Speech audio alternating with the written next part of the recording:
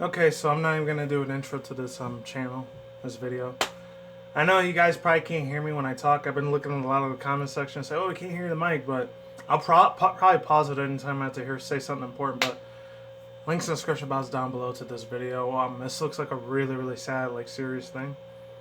So yeah, I'm still gonna react to it though. But I'm doing it for the clicks, not doing it for the views, none of that bullshit. But something that this dude I'm sub to named Tipster, I know he's like a little small mini version of Keemstar. He talks about a lot of YouTube drama and shit, but I like his content. I'm a guilty sucker for that shit. And he kind of looks like me a little bit, almost. Tipster. 3, 2, 1, let's get it in. I have to speed this thing up a little faster, so links down below. I met this chick. I only hung out with her about 35 hours, IRL last year, February. She seemed like a sweet spirited chick. As you can see, it says it right there. I tried to, you know what, hurt or self-deletion myself. I have to say that instead of the other thing when you see it there, but 3, 2, 1, let's go. Hello Pokemon trainers, today I have a different kind of video for you. This one is all about feels, so if you don't like feels, you probably want to click away now. But I'm coming at you a little bit different today. I have absolutely no makeup on whatsoever, no mascara, no foundation, no eyeliner, no nothing. So you guys can see exactly how I really am. I have like dark circles and everything that I have to cover up on the daily. So that's why I'm so big on eye makeup, because I get to cover up how tired I really am, because I never get enough sleep because I'm totally an insomniac. So also I wanted to let you know that I have terrible vision, I'm almost blind, and I even have a lazy eye. You want to see? Check it out, watch. Cool, right? Wow, I didn't know she had a lazy eye. Wow. She sounds a little bit upset. I've heard of like 1 or 2 of her videos. This isn't how she was when I saw her, I met her in real life. Like, she was like a real super happy-go-lucky, super out there, like this and that. I understand by the tone of her voice. Maybe a lot of her younger kid subscribers or teenagers and shit, they don't understand what it's like to be an adult. She's like almost 30 years old and I'm 31, so I kind of know what she is when she's trying to be like, I want to say like a hashtag Samsung Galaxy. I want to call her sellout and shit like that. I know this is her grind. This is her full-time job. This is her bread and butter. She has to do this for her full-time living. She doesn't get a lot of views and the Patreon supporters. She ain't gonna be able to live off this shit anymore, which sucks. But let's continue.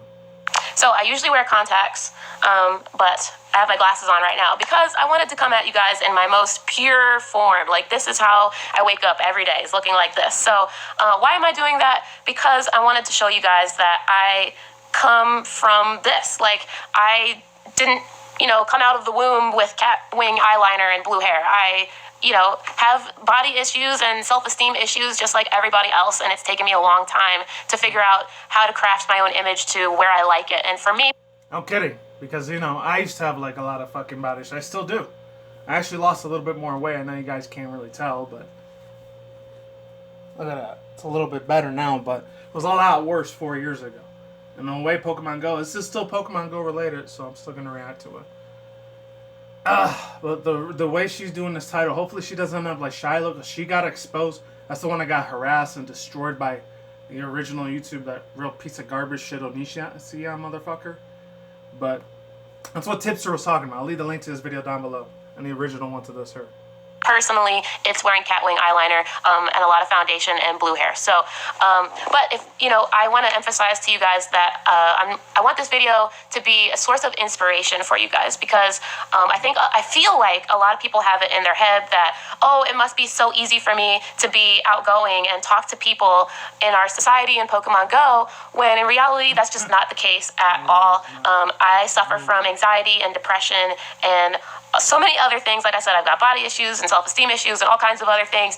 So I wanted to share my issues with you guys today, and I hope to connect with you guys, because I realize that our Pokemon Go community suffers heavily from a lot of these same things. And I'm not sure how that all meshed into the world that we are today, but somehow a huge amount of our community all does suffer from this stuff.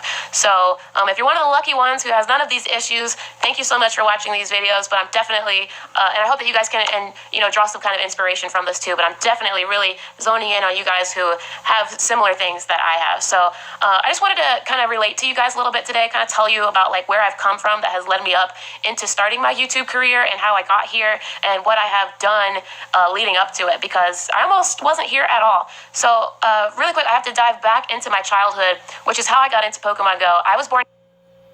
Yeah.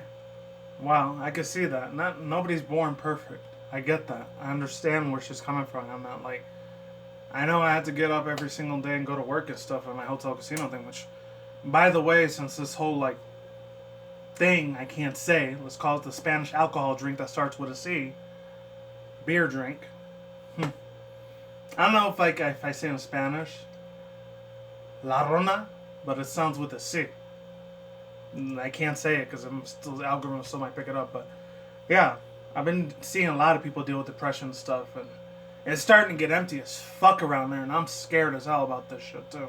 That's a whole other different video for some separate. 1990, Pokemon Go, or I'm sorry, not Pokemon Go. Pokemon came to the U.S. in like 1997, which is when I first picked it up when I was like 7 years. Actually, it was 1998 when the anime came out. It was 97 when it came out in the U.S. So she is right about that. She didn't say anything about the anime, but we'll see. Old. I had the original Game Boy. I have the Game Boy Color. I've got all of the Game Boys, actually. I've got the whole collection. Like DS, DS Lite, 3DS, like I've got them all. But anyway, in my childhood, it was very, I don't know, I had a better childhood than a lot of people. I recognize that. But emotionally, my childhood was very rough for me, particularly because my parents were fighting all the time.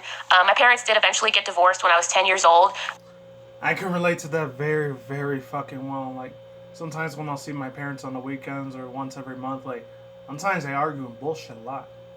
I'm not gonna lie. And that shit, it would, like, heighten a lot of my anxiety shit, too, when I was, like, in middle school and high school. Not that much in elementary, but middle school and high school was, like, kind of the worst one. I never got, like, cyberbullied and that, but let's continue. But leading up until that divorce, my parents were constantly having verbal fights with each other. Nothing physical, but definitely like verbal battles that could be heard all throughout the house all the time.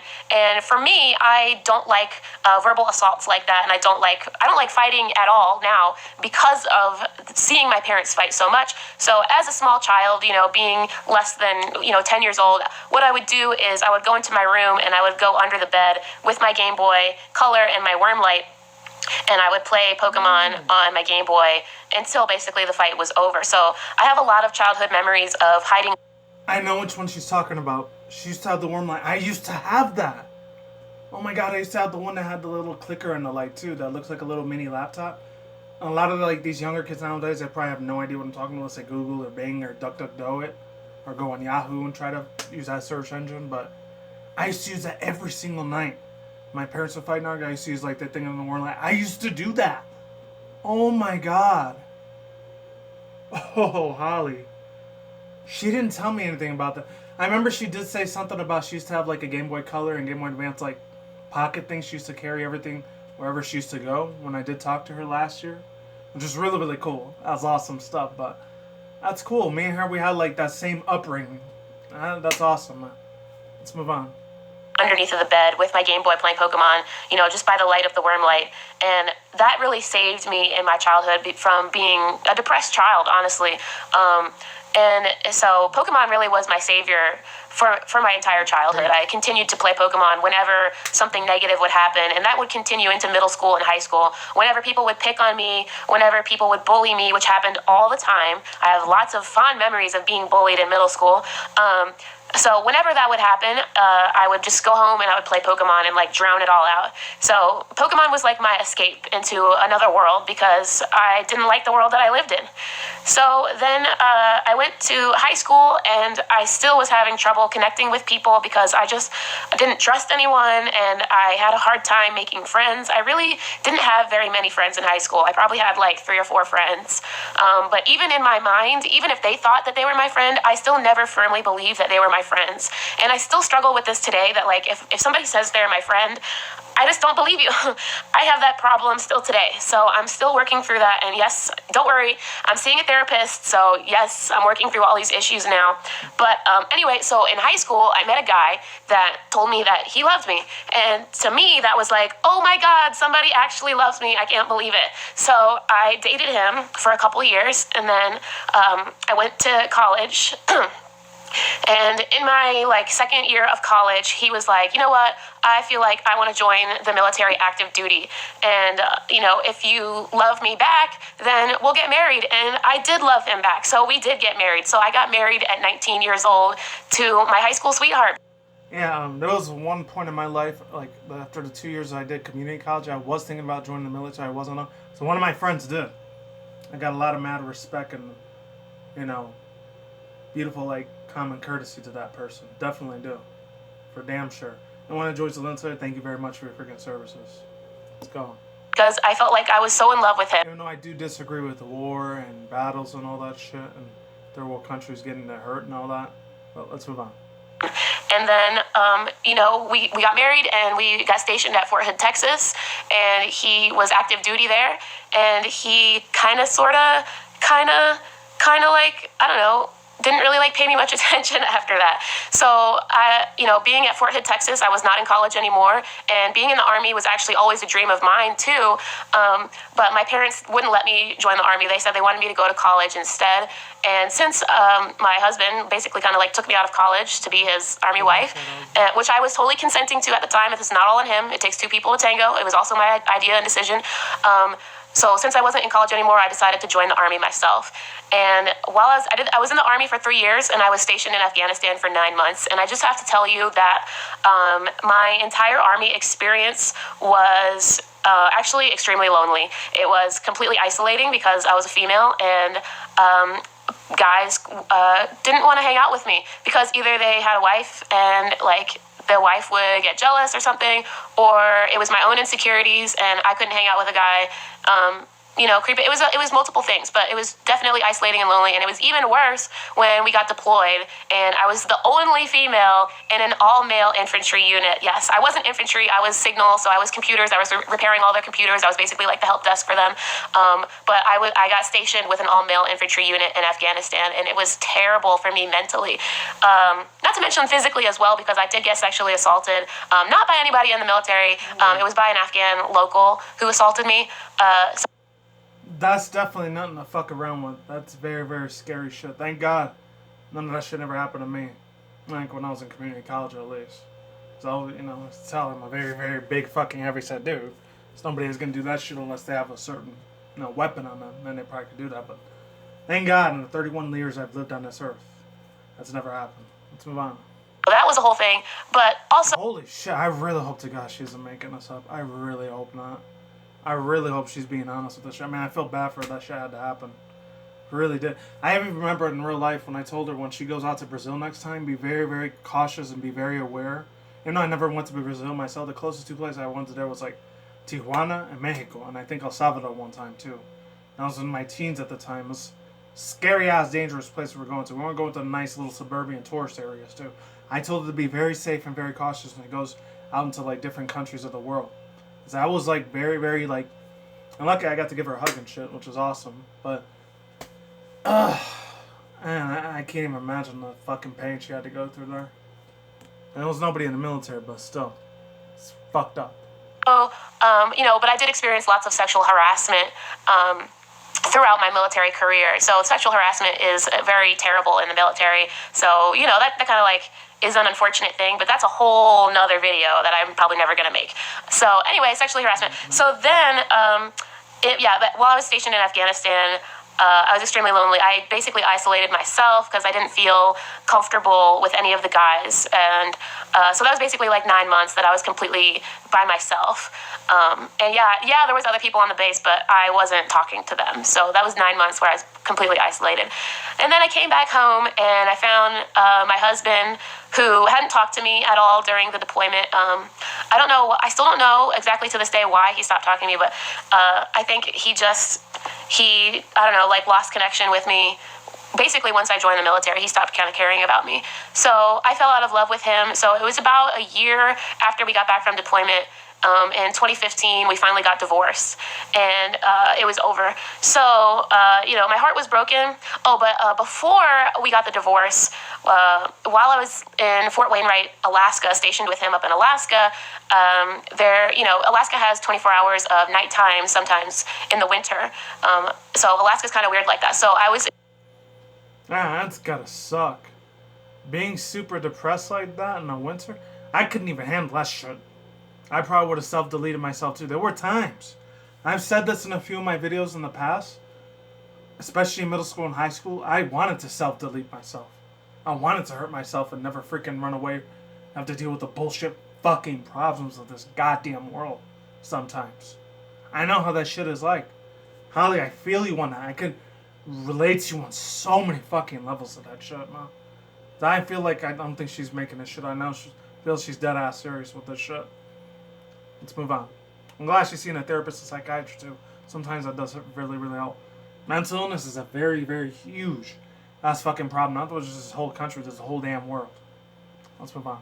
Experiencing extreme depression. I definitely have seasonal depression as well, on top of my regular depression, because whenever it's winter time and it's more dark and cold outside, I just completely shut off everything. I do it every single year. It's like clockwork. It's taken me a long time to figure out that this is my cycle, but every winter I just fall into this deep depression. And so when I was living in Alaska with my husband, that didn't... For me, it's not really winter though. It's between summer and fall. That's when I usually get depressed. I don't get depressed in winter or spring. Usually I'm on my happy, upbeat sort of tone. Love me anymore, and it was just nighttime all the time. I reached my ultimate low point, and there was a point where he did start seeing someone else. We agreed, because we weren't really in love anymore, that we could see other people. So he started dating another girl, and I had an issue with her, obviously. Of course I did. And so it all just came to a head where a lot of things were out of my control, and I felt trapped in my relationship, and I didn't feel like I didn't feel like I was in control of my life anymore. I was married to someone who I didn't love. At that point, I had just gotten out of the military, so I didn't have a job. I didn't know what I was going to do with my life. I had no direction. And then I decided, after a really intense, heated, drunken argument with my husband at the time, that I was going to kill myself. So I had a gun, and I was going to shoot myself. And I was about to do it, and then he actually stopped me. So, shout out to my ex-husband. He did say... Thank God her ex-husband saved her from that. Oh my God. There were certain times where I used to write self-harm notes to myself saying I was going to self-delete myself a couple times when I was in junior high and high school. I could relate to that a lot, man. I really fucking could, man. Yeah, definitely. I can definitely see where she's coming from with that shit, man. I was really, really close to like breaking down there, but you're not gonna see that side of me ever. You heard him in my voice, but I could see her actually almost attempting to do it. I never took it that far.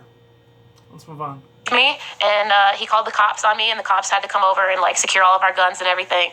And you know, it was a long road to recovery after that, going through intense therapy and all that. I've been to a lot of therapy. That was back in 2015. It's been 5 years, so I've been to a lot of therapy since then and working through my issues. And I just have to say, anybody who's contemplating suicide, it is not the way to go. It's to me, this is just my thoughts. It's a completely selfish act. When you are thinking about doing suicide, you're not thinking about how your actions are going to affect everybody else. And I know, because I've been there.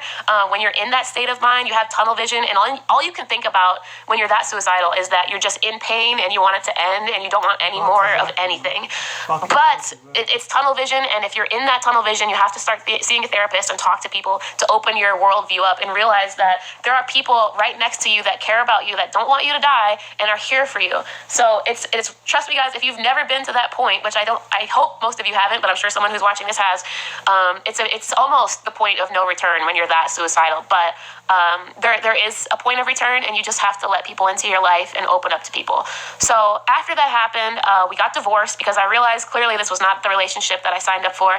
We weren't in love anymore, and it was a toxic relationship at that point. So I left, and I just my ex-husband at the time said, I don't care where you go, just go anywhere. So I literally was like, well, I'll just go to Philadelphia because I have some family there. So I went to Philadelphia, and that's where I started school at Temple University, and I changed my major to psychology because I realized that clearly we need mental health help in this world. There's not enough mental health. Literally everyone should be seeing a therapist, and it's terrible that the United States of America does not give us all free health care so that everybody can get taken care of, because your mental health is just as important as your physical health, because your mental health is part of your physical health, because your brain is a physical organ, but we aren't taught that in school. So great. I can agree with that to a certain extent. I didn't get no degree in psychology. I only got my degree in like computer engineering and shit. So I don't know what the other half just said. Like, oh yeah, I know like there's a real big health problem. That part I agree with. That was just what I was saying in this video just now. Doing this commentary reaction. Don't expect too many of these. I'll do these maybe like once in a while, but not that many. There's a Mortal Kombat video I wanted to do, but I feel like this was a lot more fucking important, especially in this day and age. Right? So it was my mission to become a therapist at that point. So I went to school for psychology. And so in 2016, which was the year after I got divorced while I was still in college there at Temple University, Pokemon Go came out. And I just would like to point out that in that whole time period, I didn't make any friends. I didn't make any friends in college at all because I was terrified of people. I definitely had social anxiety. I had it all throughout elementary, middle, high school, and college too. Agree 100% on that. When I was in college, university, when I was actually in high school, it was harder for me to make friends. When I was in college, university, it was different. It was a lot more easier for me to make with friends. It was like, I wasn't scared of them all. It's after I left college, I started getting nervous out of people and shit. Sometimes when I'm in a hotel casino, like, I do get nervous around certain people, occasionally, not a lot. But you'll see it sometimes if you ever see me in real life. Let's move on. I actually hated college because I didn't want to be there. Yes, I wanted to learn, but no, I didn't want to interact with anyone. I hated trying and being forced to talk to people. I hated getting up in front of the class to give a presentation. I had extreme social anxiety, and I still had that disbelief. I hated doing that shit a lot in high school. I had to represent something, like, even in elementary school, you had to do show and tell. Like, show us some brand new toy panda you got or something, for example. That scared the fuck out of me when I was a kid, man. And high school was even worse. Middle school and high school was way worse when it came to social anxiety shit. It was easy for me to make friends. I didn't get in as many bullies in high school. Elementary, middle school, I got bullied a bunch on that time. For certain reasons I'm not going to get into. Let's move on. Mainly from sometimes my racistness, and that was it. That anybody could ever want to be my friend. So, but then Pokemon Go came out, and it forced me to see other people doing gyms and things and walking around. Remember in that very first day of Pokemon Go when there was just people flooding the streets and there was just people everywhere. So I thought, oh my God, these people love Pokemon as much as I do. And, you know, thinking about how Pokemon was literally the only thing that ever saved me from killing myself. Playing the games, it was like, wow, people really like identify with this game as much as I do. People really love Pokemon as much as I do. So I thought, well, maybe I can make friends here. Maybe I can make some friends. So I forced myself to get out of my comfort zone and talk to people. Excuse me, crying. Because it's sad, you guys. It's sad. It's really sad that anyone should feel this way. No one should have to feel that way about anything. Like, so this is what I'm trying to teach you guys, is that if you have social anxiety, depression, all of these disorders, you might even have like autism or Asperger's, anything on the spectrum of autism. If I could be 100% real with that, man, I had a little bit of like a mild low autism. I was slow learning. When I used to be in like special ed, like stuff when I was in elementary school, that shook me to the fucking core. There was another dude that had a stuttering problem. He had it a lot worse than I did. That shit hurt me so goddamn bad when I used to tell people about that, and I got bullied and harassed so many fucking times in real life for that shit. Before this whole cyberbullying shit came around, social media and all that. I could goddamn fucking tell you, that shit hurt me with a fucking, like, emotionally with a knife, not physically. The tension was so fucking hard. That shit hurt badly. So Holly, I feel you on that. If you ever watch this video, you remember who I was, I thank you very much. And if you don't, that's totally okay. I mean, we both live out here in Las Vegas. I've seen her like once or twice again. I didn't want to bother her because she was doing her videos and stuff like that. I didn't want to like do that. So if I ever come back to like not Grand Central Park, but something park in Vegas. I forgot what it was. The Henderson Park over there. Hey, maybe we can hang out again. I never knew we had so many of those fucking things in common, Holly. You are a fucking hero. Let's move on. Pokemon Go can help you. It can help you in the same way that it has helped me. It pulled me out of my shell, you guys. Notice that I did not start my Pokemon Go YouTube channel until a whole year, until after the game was out, guys. The game, excuse me. Pokemon Go was out for an entire year before I started my YouTube channel. I've always wanted to be a YouTuber. I've always wanted to be a YouTuber ever since I was like in high school. I just didn't know what I wanted to make my channel off of. And then playing Pokemon Go, I realized that this is a beautiful thing. I'm in school studying to be a therapist. This is therapy. This is therapy. I can relate to people better than I ever have through Pokemon. It's a tool to communicate with other people. And so I want to teach you guys that it's a tool and you should use it to make friends in the same way that I have. Pokemon. Alright, I gotta stop the video here. This is getting real fucking sad, man. Honestly. I'll see you guys in the next one. Not doing no outro. Mad respect for you, Holly. You are a freaking legend. I'll never forget you, man. I'm still gonna be alive too. Later.